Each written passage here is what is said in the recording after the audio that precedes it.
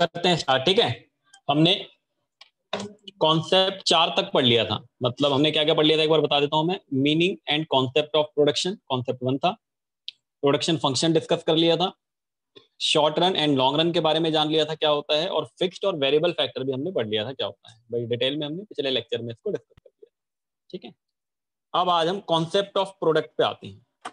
Product बच्चों 3 तरीके के होंगे यहाँ पे। एक होगा टोटल प्रोडक्ट, एक होगा एवरेज प्रोडक्ट, और एक होगा मार्जिनल प्रोडक्ट। टोटल प्रोडक्ट का मतलब क्या होता है? हाँ क्या बोले सर, आप वही वाला चैप्टर करवा रहे हो ना, प्रोडक्शन फंक्शन? हाँ हाँ, प्रोडक्शन जहां तक हो गया था उसी के आगे। ठीक है, एक होगा टोटल प्रोडक्ट, एक होगा एवरेज प्रोडक्ट, और एक होगा मार्जिनल प्रोडक्ट। टोटल का मतलब क्या होता है सर? जितना भी प्रोडक्शन करा हमने। अब यहाँ पे ध्यान देना, होता क्या है जनरली हमें शॉर्ट रन पढ़ना है, तो शॉर्ट रन में जो फिक्स फैक्टर होगा वो तो मेरा कांस्टेंट रहेगा। जैसे लैंड है, लैंड मेरा कांस्टेंट रहेगा। मशीन है, मशीन मेरी कांस्टेंट रहेगी। तो हमें वेरिएबल फैक्टर देखने हैं। ठीक है, जैसे मान लो 10 लेबर हैं, 10 लेबर ने मिलकर 250 चेयर का प्रोडक्शन करा है। 10 लेबर हैं, 10 लेबर ने मिलकर कितने चेयर का प्रोडक्शन करा है? 250 चेयर का। तो टोटल प्रोडक्ट कितना हो गया आपका? 250। टोटल प्रोडक्ट कितना हो गया? 250। टोटल 10 लेबर ने मिलकर, लेबर क्या है? वेरिएबल फैक्टर है। तो ये तो हो गया टोटल प्रोडक्ट। अभी लिखेंगे इसको, समझेंगे लिख के। ठीक, अब आते हैं एवरेज। एवरेज का मतलब क्या होता है? Per unit output of variable factor. मतलब वेरिएबल फैक्टर का पर यूनिट आउटपुट कितना है। तो अगर मैं 250 को 10 से डिवाइड कर दूं तो एक लेबर का आउटपुट कितना हुआ? 25 चेयर। तो जो 25 चेयर्स हुआ वो क्या हुआ? मेरा एवरेज प्रोडक्ट। जो 25 चेयर्स हुआ वो मेरा क्या हुआ? Average product. ठीक है, तो सर मार्जिनल क्या होता है? मार्जिनल हम पहले से भी पढ़ते आ रहे हैं। मार्जिनल का मतलब होता है एडिशनल। अगर एक एक्स्ट्रा यूनिट लगती है वेरिएबल फैक्टर की, तो आउटपुट में जो चेंज आता है उसको मार्जिनल प्रोडक्ट कहते हैं। जैसे मान लो 10 लेबर मिलके 250 चेयर बना रहे हैं, और 11 लेबर मिलके बनाते हैं 280 चेयर फॉर एग्जांपल। तो एक एक्स्ट्रा लेबर लगने से कितनी एक्स्ट्रा चेयर बनी? 30 चेयर। तो ये जो 30 होगा ये मार्जिनल प्रोडक्ट होगा। मार्जिनल प्रोडक्ट कैसे निकलता है? Change in TP. टीपी में जो चेंज होगा कितना? 30। 250 और 280 में 30। और change in variable factor, variable factor 10 से 11 तो मतलब 1 का चेंज। तो 30 डिवाइडेड बाई 1 कितना हुआ? आपका 30। तो ये मार्जिनल प्रोडक्ट। मार्जिनल प्रोडक्ट निकालने का क्या तरीका होता है? जितना टोटल प्रोडक्ट में चेंज हो और जितना वेरिएबल फैक्टर में चेंज हो उसको आपस में डिवाइड कर लेना। Delta TP divided by delta variable factor. और अभी लिख के बता रहा हूँ ना, फिर समझाऊंगा सारी चीजें मैं लिख के। अभी मैंने क्या बताया कि आपको मार्जिनल प्रोडक्ट निकालना है। तो मार्जिनल का मतलब होता है एडिशनल। एक एक्स्ट्रा वेरिएबल फैक्टर की यूनिट लगने पे जितना एक्स्ट्रा टोटल प्रोडक्ट होता है उसको मार्जिनल प्रोडक्ट कहा जाता है। ठीक है, तो 3 तरीके के प्रोडक्ट हो गए हमारे, टोटल प्रोडक्ट, एवरेज प्रोडक्ट और मार्जिनल प्रोडक्ट। हमें इनके बीच में रिलेशनशिप डिस्कस करना है। क्या? शॉर्ट रन तो लास्ट क्लास में पढ़ाया था ना। शॉर्ट रन में क्या बताया था मैंने कि आपका फिक्स फैक्टर फिक्स्ड रहता है और वेरिएबल फैक्टर को ही चेंज कर सकते हैं खाली। आपने पिछली क्लास में वेरिएबल फिक्स बताया था ना। शॉर्ट रन लॉन्ग रन भी पढ़ा दिया था, सब पढ़ा दिया था। Short run, long run, fix factor, variable factor सब पढ़ा दिया था लास्ट क्लास में। ठीक है, कहाँ रहते हो तुम? सारे पढ़ा दिए तो उसी कॉन्सेप्ट के अंदर तो कवर है वो। फिक्स्ड और वेरिएबल से ऊपर ही तो है शॉर्ट रन लॉन्ग रन। ठीक है, तो आज हमें कॉन्सेप्ट डिस्कस करना है प्रोडक्ट के बारे में कि टीपी, एपी, एमपी मैंने बता दिया आपको। मीनिंग अभी हम यहाँ पे देख लेते हैं क्या होता है एक बार, और फिर उसके बाद हम आते हैं रिलेशनशिप। ठीक है, आप लोग नोटबुक निकालो।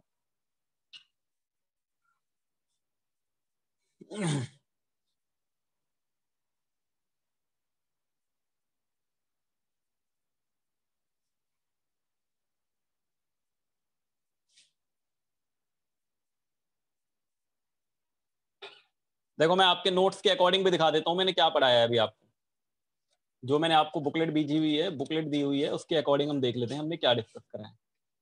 देखो पिछली क्लास में हमने ये पढ़ लिया था सारा, कॉन्सेप्ट 1, कॉन्सेप्ट 2, कॉन्सेप्ट 3। फिर हमने ये concept 4 fixed and variable factor पढ़ लिया था। आज हमने ये स्टार्ट करा है प्रोडक्ट का कॉन्सेप्ट। टोटल प्रोडक्ट, उसको टोटल फिजिकल प्रोडक्ट भी कहते हैं। एवरेज प्रोडक्ट, इसको एवरेज फिजिकल प्रोडक्ट भी कहते हैं। और मार्जिनल प्रोडक्ट, इसको मार्जिनल फिजिकल प्रोडक्ट भी कहते हैं।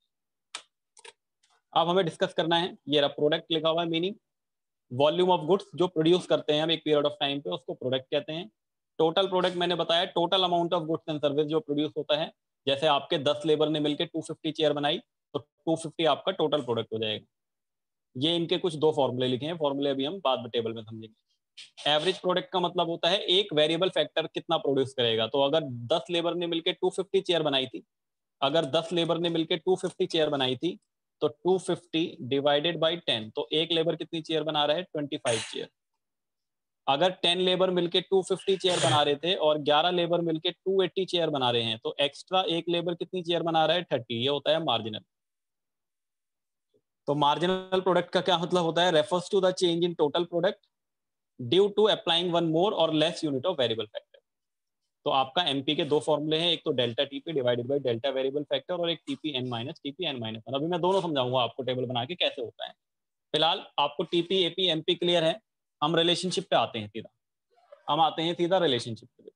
टाइम ना खराब करते हुए आप यहाँ पे नोटबुक निकाल लो अपनी और लिखो relationship between TP and MP.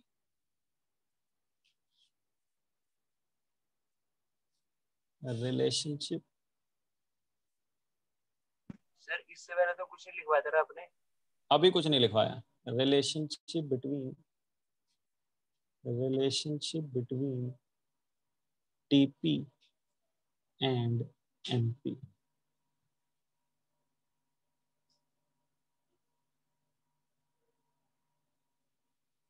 अच्छा, रिलेशनशिप क्या होते हैं हम उसको अभी डिस्कस बाद में कर लेंगे, हमें समझ आ जाएगा। हम पहले टेबल से समझने की कोशिश करते हैं।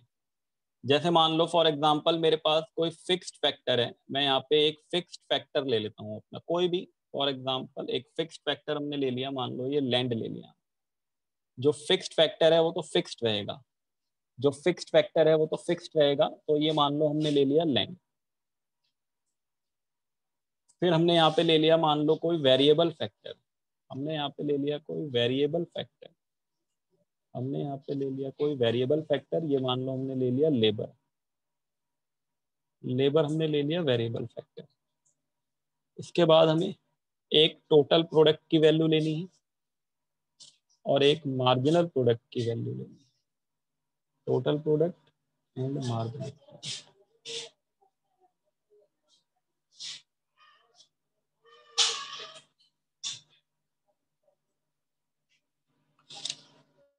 क्लियर है यहाँ पे? ठीक है। अब देखो जो फिक्स्ड फैक्टर है वो तो फिक्स्ड रहता है, वेरिएबल फैक्टर को चेंज कर लेते हैं। मान लो 0 1 2 3 4 5 6 7, आप कितना भी ले सकते हो। मैं थोड़ी लंबी टेबल बना देता हूँ, जो बुक के अंदर टेबल बनी हुई है वही टेबल बना लेते हैं। 7 8 और 9। तो जो फिक्स्ड फैक्टर है वो तो फिक्स्ड रहेगा, ये 1 ही रहेगा, ये भी 1 रहेगा, ये इधर भी 1 रहेगा, इधर भी 1, ये 1, 5 के आगे भी 1, ये 1 1 1 और 1। फिक्स्ड फैक्टर तो फिक्स्ड रहता है, उसमें कोई चेंज नहीं होता। और वेरिएबल फैक्टर वेरी करता है, तो ये वेरी कर रहा है। अब बड़े ध्यान से समझना लॉजिक। अगर मेरा 0 यूनिट ऑफ वेरिएबल फैक्टर लगेगा, क्या टोटल प्रोडक्ट होगा? नहीं होगा सर, ये 0 होगा। और अगर ये 0 होगा तो आपका मार्जिनल प्रोडक्ट भी नहीं होगा।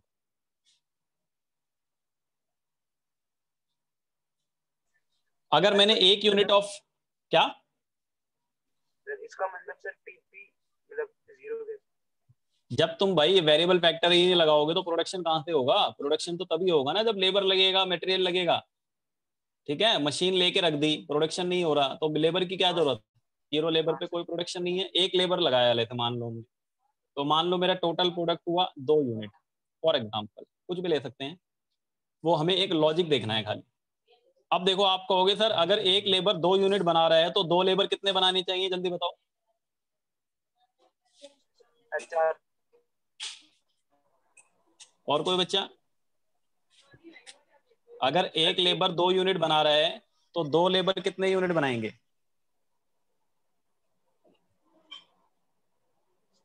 4 ही होगा सर।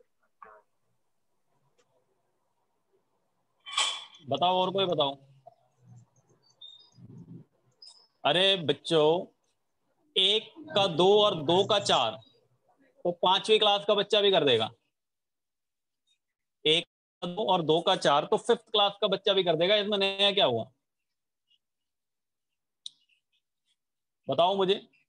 मैंने कहा एक लेबर बनाता है 2 यूनिट, तो 2 लेबर मिलके कितने बनाएंगे? तुमने कहा सर 4 यूनिट, तो ये तो 5वीं क्लास का बच्चा भी बता देगा। इसमें अलग क्या हुआ? हमें तो कुछ अलग सीखना है ना यहाँ। देखो प्रोडक्शन की क्वालिटी देखो, यहाँ पे प्रोडक्शन की क्वालिटी ये होती है कि एक लेबर था तो 2, और लेबर 2 हुए तो ये हो गया 6। अब तुम कहोगे सर 2 मिलके 6 बना रहे हैं तो एक और होगा, तो तुम्हारे दिमाग में यार तो सर एक है तो 2, 2 है तो 4, 3 है तो आप कितना कर दो 6, और 4 है तो आप कर दो 8। लेकिन ऐसा नहीं होता अरे यहाँ पे, 6 हमने खुद ध्यान से से लिया देखो, है। एक लेबर था, खुद से नहीं लिया, अभी बता रहा हूँ इसका लॉजिक में, खुद से कुछ भी नहीं होगा यहाँ पे, अब मेरे लॉजिक देखेंगे हम। तो ये 6 हो गया। अब जैसे ही तीसरा लेबर हमने लगाया ये हो गया 12, चौथा लेबर लगाया तो ये हो गया 20। देखो जरा एक ट्रेंड दिखाई दे रहा है यहाँ पे, जो प्रोडक्ट है वो इंक्रीजिंग रेट पे बढ़ रहा है। पहले 2 यूनिट से बढ़ा, फिर 3 यूनिट से, सॉरी 4 यूनिट से, फिर 6 यूनिट से, और फिर 8 यूनिट से। मतलब ये हुआ कि जब आप वेरिएबल फैक्टर के यूनिट बढ़ाते हो और फिक्स फैक्टर यहाँ पे कांस्टेंट है, तो जो स्टार्टिंग में लेबर होता है ना बच्चों, उसकी एफिशिएंसी बहुत ज्यादा होती है काम करने की, उसकी एफिशिएंसी ज्यादा होती है तो उसकी प्रोडक्टिविटी बढ़ती है, और उसकी प्रोडक्टिविटी बढ़ती है तो वो ज्यादा प्रोडक्शन दे पाता है।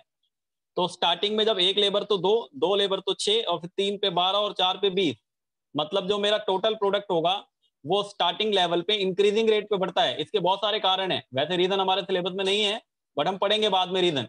अभी मैंने आपको एक रीजन ये बताया कि मशीन नई नई है, जब इस पे लेबर ज्यादा काम करता है स्टार्टिंग में तो प्रोडक्शन की कैपेसिटी ज्यादा होती है। आप खुद देखो ना, जब आप सुबह सुबह फ्रेश बैठते हो पढ़ने तो आपका आउटपुट देने की कैपेसिटी ज्यादा होती है, आप ज्यादा अच्छा आउटपुट दे पाते हो। और आप 8-10 घंटे पहले ही थके हुए हो और फिर आप बैठो तो आपका आउटपुट कम होता है। तो जो लेबर होता है उसकी एफिशिएंसी ज्यादा होती है स्टार्टिंग में, जो लेबर होता है उसकी एफिशिएंसी क्या होती है स्टार्टिंग में ज्यादा होती है। इस वजह से आपका ये वाला कॉन्सेप्ट लगता है यहाँ पे, जो टीपी होता है वो इंक्रीज रेट पे बढ़ता है। मतलब आप इसके 3 कारण अगर मोटे मोटे देखो तो better utilisation of fix factor, fix factor का अच्छा यूटिलाइजेशन होता है स्टार्टिंग में।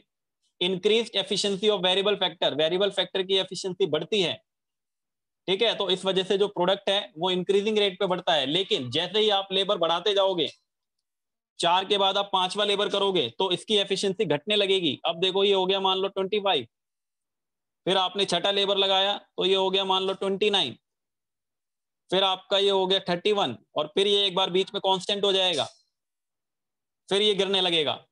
टोटल प्रोडक्ट एक लेवल के बाद क्या होगा, डिक्लाइन होने लगेगा। एक लेवल के बाद क्या होगा, जब अपने ऑप्टिमम लेवल पे पहुंच जाएगा तो उसके बाद आपका डिक्लाइन होने लगेगा, क्योंकि लिमिटेशन ऑफ फिक्स फैक्टर का कॉन्सेप्ट आ जाएगा। अब यार एक मशीन है, उसकी झेलने की क्षमता है 8 लेबर, आपने लगा दिए 9 लेबर। एक मशीन है उसकी झेलने की क्षमता है 8 लेबर को वो अपने ऊपर काम करा सकती है, और तुम 9 लेबर लगा दो तो कैसे चलेगा काम, वो मशीन तो बेचारी दब जाएगी, मर जाएगी। तो इसका मतलब क्या हुआ, लिमिटेशन ऑफ फिक्स फैक्टर, और कोऑर्डिनेशन नहीं बन पाता, वेरिएबल और फिक्स फैक्टर के बीच में कोऑर्डिनेशन नहीं बन पाता, जिस वजह से आउटपुट मेरा गिरने लगता है। तो यहाँ पे एक ट्रेंड दिखाई दे रहा है तुम्हें, पहले टीपी बढ़ती हुई दर पे बढ़ता है, इंक्रीजिंग रेट पे इंक्रीज होता है।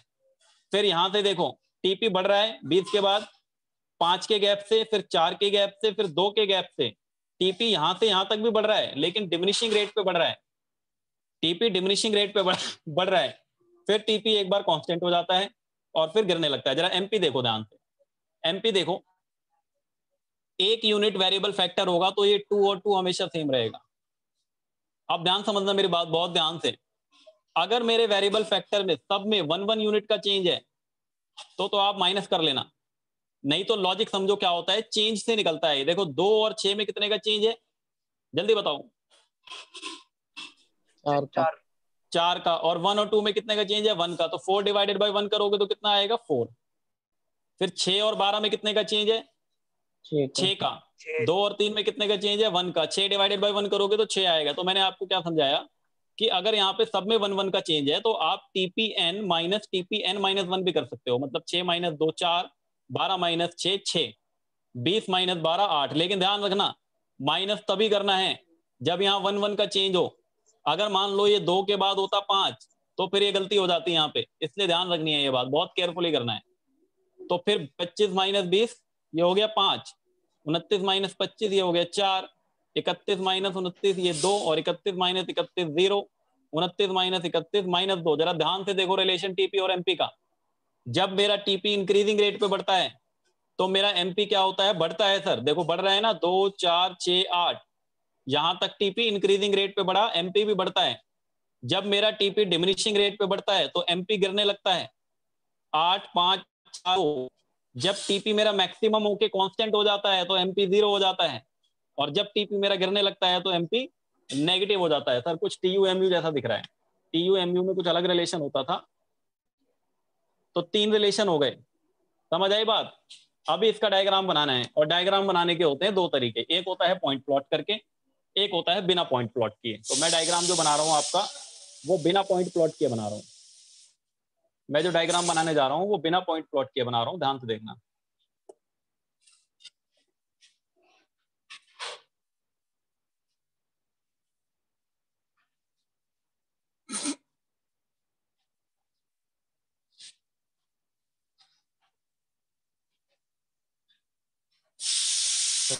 पेन को क्या हो गया?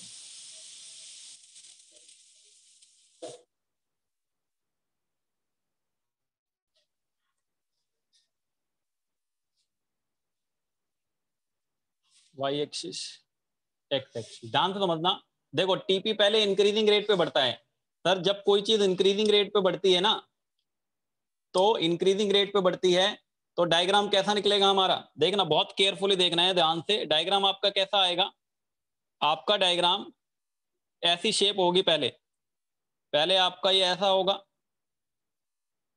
फिर ये आपका ऐसे आएगा, ये आपका बीच में एक बार कांस्टेंट हो जाएगा, कांस्टेंट होने के बाद ये डिक्लाइन हो जाएगा, और जहां पे ये मैक्सिमम होगा, जहां पे ये मैक्सिमम होगा, जो भी इसका मैक्सिमम पॉइंट हो, इस मैक्सिमम पॉइंट से नीचे ज्वाइंट कर लेना है ऐसे।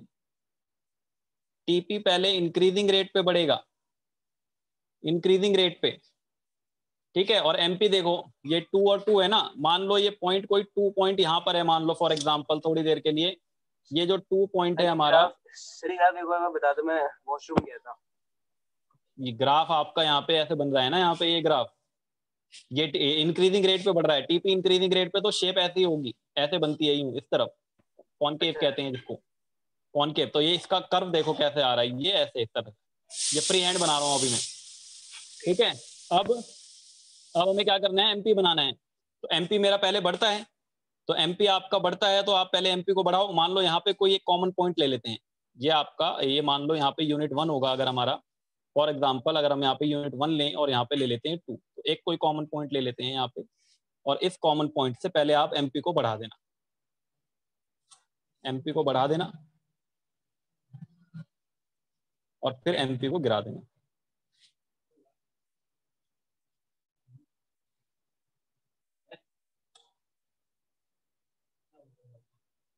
ये टीपी और ये एमपी, ये मैंने बिना पॉइंट्स प्लॉट किए, ये एक कोई कॉमन पॉइंट है, ऐसे बाकी के पॉइंट्स आए होंगे यहाँ पे, ठीक है। तो ये मैंने टीपी और एमपी बनाया बिना पॉइंट प्लॉट किए, फ्री हैंड कर्व है ये देखो आपका फ्री हैंड कर्व दिख रहा है बिल्कुल, ठीक है।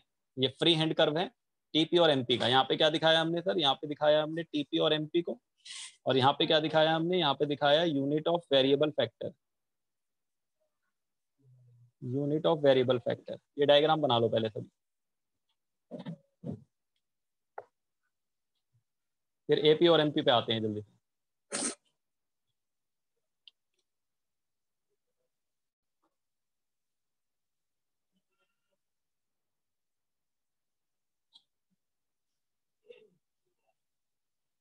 मैं अभी आप लोगों को बाद में होमवर्क दूंगा, जिसमें आप लोगों को मैं पॉइंट प्लॉट करके बनवाऊंगा बाद में, अभी पहले अभी फिलहाल आप ये बना लो, बिना पॉइंट प्लॉट किए बनाए हैं मैंने। यहाँ पे पॉइंट प्लॉट करता ना तो मुझे अभी यहाँ पे बहुत टाइम लगता है इसलिए, और एग्जाम में आप बना सकते हो वैसे, कोई दिक्कत नहीं है।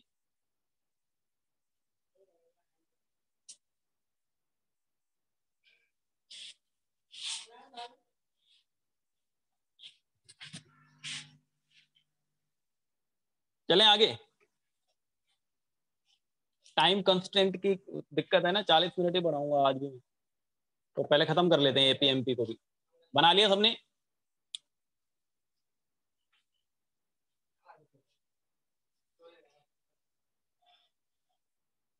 ये देखो टीपी जब इंक्रीजिंग रेट पे इंक्रीज होगा तो सर एमपी बढ़ेगा, जब टीपी डिमिनिशिंग रेट पे इंक्रीज होगा, जब टीपी डिमिनिशिंग रेट पे इंक्रीज होगा तो एमपी घटने लगेगा, ठीक है। और जब टीपी मैक्सिमम हो जाएगा तो एमपी 0 हो जाएगा, और जब टीपी गिरने लगेगा तो एमपी नेगेटिव हो जाएगा। ये टीपी और एमपी का रिलेशन है। 4 पॉइंट में 3 पॉइंट में रिलेशन बता दिया मैंने, टीपी और एमपी का रिलेशन है ये।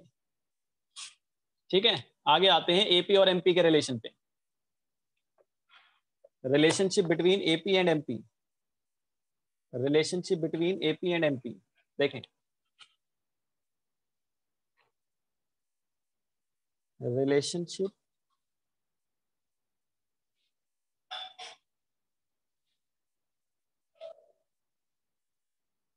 एपी एंड एमपी,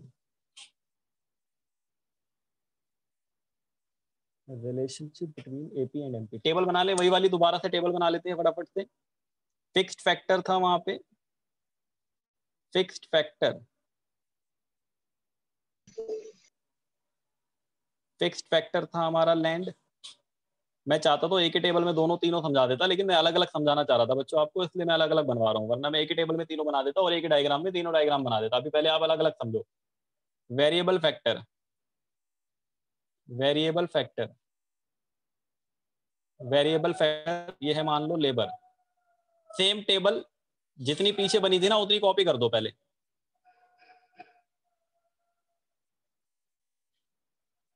इस बार यहाँ पे 3 कॉलम बना लेना, एक टीपी का टोटल प्रोडक्ट, फिर एक एमपी का मार्जिनल प्रोडक्ट, और क्योंकि हमें एमपी और एपी में रिलेशन दिखाना है तो एक एवरेज प्रोडक्ट का भी बना लेना। यहाँ पे हमने 0, 1, 2, 3, 4, 5, 6, 7, 8 और 9 तक लिया था।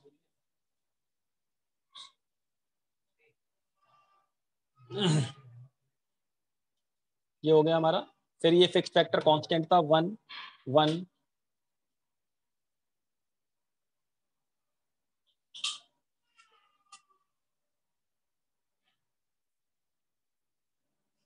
ये हो गया आपका 1, 1, 1। टीपी लिया था हमने, इधर 0 लिया था, फिर ये 2, इसको लिया था 6 और ये कर दिया था 12। समझ गया ना टेबल कैसे लेनी होती है। अब आपको पता लग गया है कि पहले इंक्रीजिंग रेट पे बढ़ाना है कुछ लेवल तक, फिर कुछ लेवल तक इंक्रीजिंग रेट पे बढ़ाने के बाद आपको उसको डिमिनिशिंग रेट पे बढ़ाना शुरू कर देना है, फिर आपको उसको डिमिनिशिंग रेट पे बढ़ाना शुरू कर देना है। हाँ, कोई भी नंबर ले सकते हो। मैंने कुछ ज्यादा नंबर ले लिए हैं, आप थोड़े बहुत नंबर से भी बना सकते हो, 6-7 लेवल तक भी बना सकते हो। आपकी संदीप घर की किताब में ना 6 लेवल तक वेरिएबल फैक्टर लेके बनाया हुआ है, मैंने ज्यादा लिए हैं ताकि ज्यादा अच्छे से समझ आ जाए। ठीक है, फिर आपका ये 29 एमपी निकाला था हमने, तो ये डैश, ये 2, 6 माइनस 2 ये 4, 12 माइनस 6 6, 20 माइनस 12 8, ये 5, ये 4, ये 2, ये 0 और ये -2। अच्छा देखो एपी, देखो एपी कैसे निकलता है सर, डिवाइड करके। 2 को 1 से डिवाइड करोगे तो ये 2 आ जाएगा, 6 को 2 से डिवाइड करोगे तो ये 3 आ जाएगा, 12 को 3 से डिवाइड करोगे तो ये 4 आ जाएगा, 20 को 4 से डिवाइड करोगे तो ये 1 मिनट 2 3 1 सेकेंड, कितना कितना आ रहा है 2 3 4, फिर आ जाएगा ये 5। 5 के बाद ये क्या है 25 को 5 से डिवाइड करोगे, 1 आएगा ना। अरे यार टीपी को इससे डिवाइड करना है, वेरिएबल फैक्टर को, एमपी को टीपी से अच्छा डिवाइड अच्छा नहीं वही करना। है। ठीक है, 25 को 5 से डिवाइड करोगे तो ये फिर से 5 आ जाएगा, मतलब एपी एक जगह पे कांस्टेंट हो गया। फिर आप 29 को डिवाइड करोगे 6 से तो ये पॉइंट में आएगा, आई थिंक ये 6 4 होता है 24, तो 4.8 आ जाएगा ये। ठीक है, फिर आप 31 को 7 से डिवाइड करोगे तो ये भी पॉइंट में आएगा, ये आ जाएगा 4.4, फिर आपका ये आ जाएगा 3.8। अब ये नंबर मैंने अपने आप से लिए थे बच्चों, देखो पॉइंट में चला गया ये, ठीक है ना। तो फिर पॉइंट में चला गया तो पॉइंट प्लॉट करने में भी दिक्कत होती है। फिर एक बात आपको ध्यान रखनी है, एक लेवल ऐसा जरूर आएगा जहां पर एपी एमपी के बराबर हो जाएगा, मतलब स्टार्टिंग में तो है ही वो वाला नहीं, एक लेवल इसके बाद ऐसा जरूर आएगा जहां पर एपी एमपी के बराबर हो जाएगा। ये लेवल हमेशा आएगा, ध्यान रखना। जो भी नंबर्स आप लो, एक लेवल पे एपी और एमपी नीचे कहीं ना कहीं बराबर हो रहे होंगे जरूर। अब हमें इसका डायग्राम बनाना है, वो भी डायग्राम कैसे सर, बिना पॉइंट प्लॉट किए। जरा एपी और एमपी को देखो बस खाली इसमें ध्यान से, क्या आपको रिलेशनशिप नजर आ रहा है एपी और एमपी में।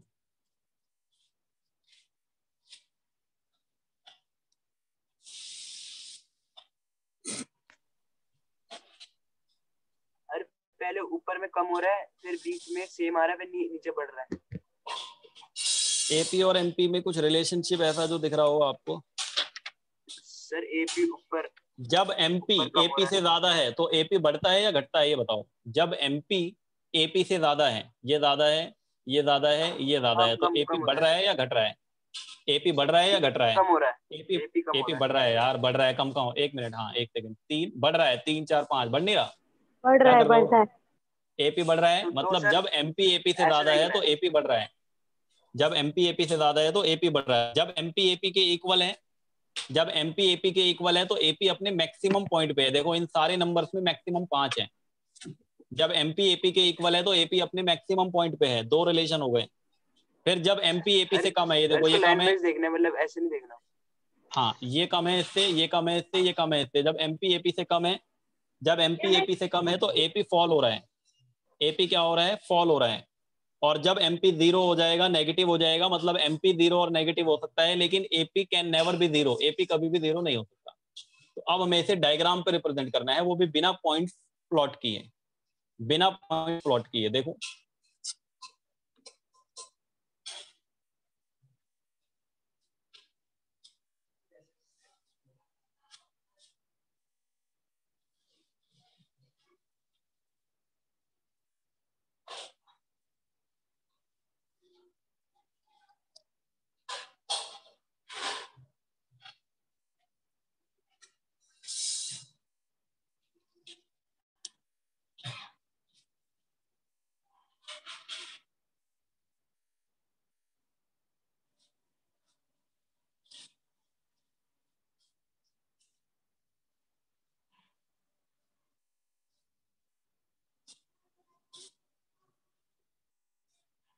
थोड़ा सा ना यहाँ पे थोड़ा,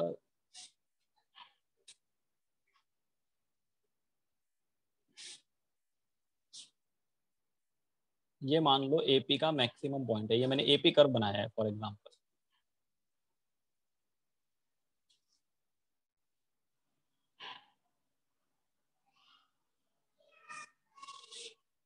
ये एमपी है, ये दोनों एक ही पॉइंट से स्टार्ट होंगे। एक पॉइंट से स्टार्ट क्यों होंगे, ये देखो आप, 2 और 2, ठीक है। तो ये दोनों एक ही पॉइंट से स्टार्ट होंगे। अब देखो ये एपी कर्व है, ये वाली सिचुएशन जो है आपकी, एमपी जो है एमपी एपी से ज्यादा है। यहाँ पर जहां पे दोनों एक दूसरे को कट करते हैं, वहां पर दोनों बराबर होते हैं, एमपी एपी के बराबर है। जब एमपी एपी से ज्यादा है तो एपी बढ़ता है, यही पढ़ा था हमने। जब एमपी एपी के बराबर हो जाता है, जब एमपी एपी के बराबर हो जाता है तो एपी अपने मैक्सिमम पॉइंट पे होता है, एपी अपने मैक्सिमम पॉइंट पे होता है। और जब एमपी एपी से कम होता है, जब एमपी एपी से कम होता है तो एपी गिरने लगता है। देखो ये रिलेशनशिप के अकॉर्डिंग हमने डायग्राम बनाया। यहाँ पे हमने एपी और एमपी को दिखाया, और यहाँ पे हमने दिखाया units of variable factor.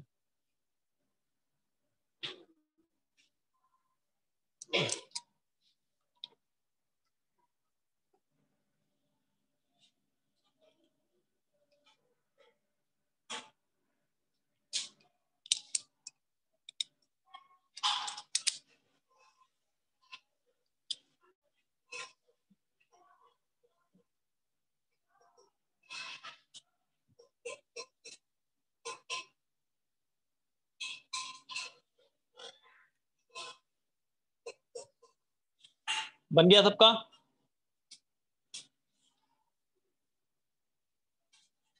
Yes. एक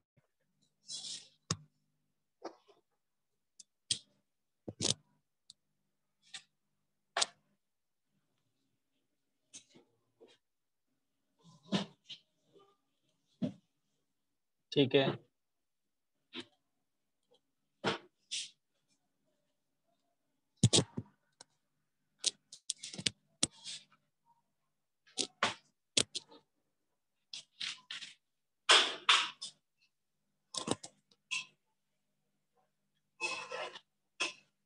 देखो मैं एक बार नोट्स में दिखा दूं हमने क्या क्या पढ़ा अभी, आपको आइडिया हो जाएगा कैसे कैसे चल रहे हैं हम।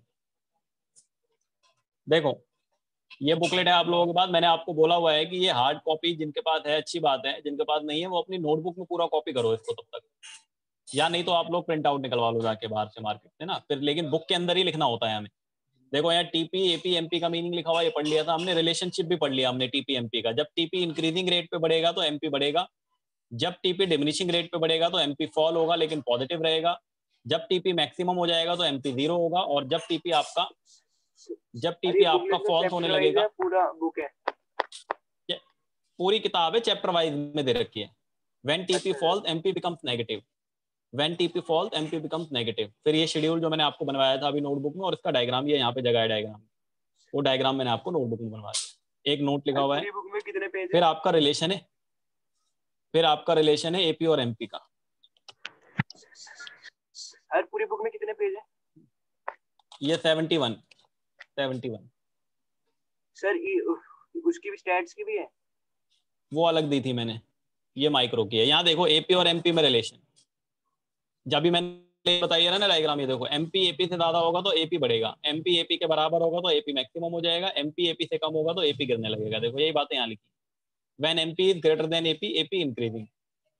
When MP is equal to AP, AP reach its maximum. When MP is less than AP, AP falls. MP can be 0 और negative but AP is never 0। MP 0 और नेगेटिव हो सकता है, ये देखो यहाँ पे 0 है और ये नेगेटिव है, लेकिन एपी कभी भी 0 और नेगेटिव नहीं हो सकता। बात समझ आ गई? फिर इसके पीछे आपकी ये टेबल बनी हुई है एपी और एमपी, ये आपका एपी और एमपी का शेड्यूल बना हुआ है और डायग्राम की जगह पे, ठीक है, यहाँ डायग्राम बना, यहाँ तक पढ़ा है अभी हमने।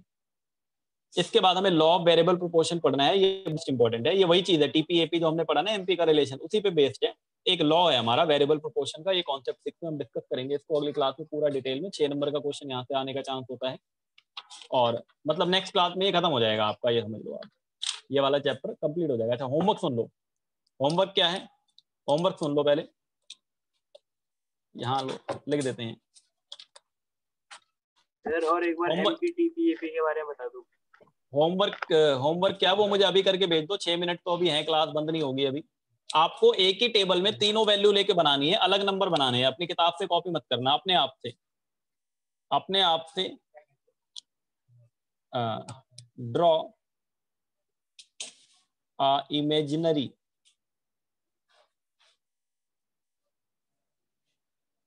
Table of TP MP and AP.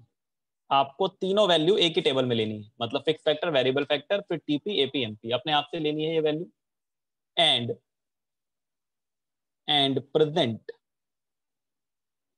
Present a single diagram. और आपको एक सिंगल डायग्राम में तीनों कर्व बनाने हैं, सिंगल डायग्राम विद स्केल मतलब आपको पॉइंट्स प्लॉट करके बनाना है, सारे पॉइंट ऐसे एक एक करके प्लॉट करना, टीपी कर्व बनेगा। फिर एमपी के पॉइंट प्लॉट करना, एमपी कर्व बनेगा। फिर एपी के पॉइंट प्लॉट करना, एपी कर्व बनेगा। तो पहले टेबल सही बननी चाहिए, उसके लिए पहले क्या होनी चाहिए, टेबल हमारी ठीक बननी चाहिए। समझ रहे हो ना मेरी बात क्या कह रहा हूँ? हाँ, एमपीटीपीएपी के बारे में बता दो क्या होता है। टोटल प्रोडक्ट का मतलब होता है, ये रहा देखो, टोटल प्रोडक्ट का मतलब होता है, टोटल प्रोडक्ट का मतलब जितना आपने टोटल प्रोडक्शन करा। जैसे यहाँ पे टेबल बनाई है हमने, इधर देखो आप, यहाँ पे हमने टेबल बनाई है, ये रही। तो आप जब वेरिएबल फैक्टर लगाओगे तो जितना भी टोटल प्रोडक्शन होता है, 1 यूनिट में 2, 2 यूनिट से 6, 3 यूनिट से 12, ये टोटल हो गया, टोटल आउटपुट वेरिएबल फैक्टर लगा के जितना प्रोडक्शन होता है, ठीक है। जैसे आपकी चेयर बनाने की कंपनी है, तो चेयर बनाने आपके 250 चेयर बनती है, 10 लेबर मिलके बनाते हैं, तो वो टोटल प्रोडक्ट हो गया। अगर मैं 250 चेयर 250 चेयर को 10 लेबर से डिवाइड कर दूं, तो एक लेबर का कितना आउटपुट हुआ, 25 चेयर, वो एवरेज प्रोडक्ट हो गया। और मार्जिनल क्या होता है, मार्जिनल का मतलब होता है additional, extra additional variable factor लगने पे एक्स्ट्रा प्रोडक्शन, उसे मार्जिनल कहते हैं। मार्जिनल के 2 अलग अलग फॉर्मूले हैं, एक तो माइनस करके, माइनस कब करना होता है सर, माइनस तब कर सकते हैं जब हमारा यहाँ पे सब में 1 1 का चेंज हो, ठीक है। अगर हमारा कोई क्वेश्चन ऐसा है, जैसे मान लो फॉर एग्जांपल इधर साइड में आपका वेरिएबल फैक्टर है, मान लो यहाँ देखो वेरिएबल फैक्टर है आपका, मान लो यहाँ पे है 1, और फिर आपका वेरिएबल फैक्टर है यहाँ पे 3, और यहाँ पर आपका टीपी है मान लो ये है आपका 10, और यहाँ पे है आपका 20।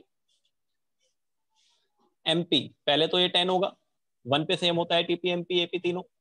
फिर आपका देखो आप 20 में से 10 माइनस करके यहाँ 10 लिख के आ जाओगे ना एग्जाम में, तो आंसर गलत हो जाएगा। 1 मार्क्स में ऑब्जेक्टिव क्वेश्चन आते हैं, तो आपका एमपी कितना होना चाहिए सर, टीपी में चेंज हो रहा है 10 और इसमें चेंज हो रहा है 2, तो एमपी कितना होना चाहिए 5। वहां 4 ऑप्शन दिए होंगे, 4 ऑप्शन में 10 भी होगा, वो 10 टिक लगा के आ जाते हैं बच्चे जल्दीबाजी में। जबकि माइनस कब करना होता है हमें, माइनस तब करना होता है जब यहाँ पे 1 का चेंज हो।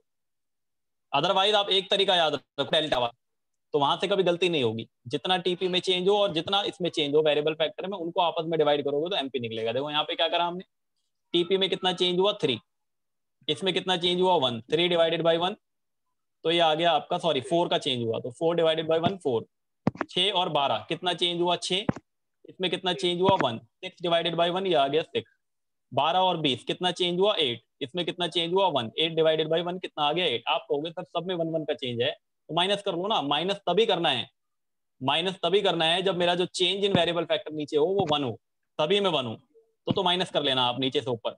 नीचे से ऊपर मतलब 6 माइनस 2 4, 12 माइनस 6 6, 20 माइनस 12 8 कर लेना है। अदरवाइज जो कॉन्सेप्ट है वो कॉन्सेप्ट यही है कि रिजल्टेंट चेंज इन आउटपुट, मतलब आउटपुट में कितना चेंज होता है वेरिएबल फैक्टर में चेंज होने पे, उसको हम मार्जिनल प्रोडक्ट कहते हैं बच्चों। इसी को 11th क्लास में जो बच्चे अभी मैथमेटिक्स ले रखे होंगे, इसी को डिफरेंशिएशन भी कहते हैं। आप लोग डेरिवेटिव पढ़ोगे ना, तो डेरिवेटिव में जो चेंज निकाला जाता है जब भी कभी किसी चीज का, ये जो चेंज होता है इसी को डेरिवेटिव कहते हैं। जो बच्चे वहां पे D upon D x of एक फंक्शन होगा उसका डेरिवेटिव वगैरह करते हैं, ठीक है।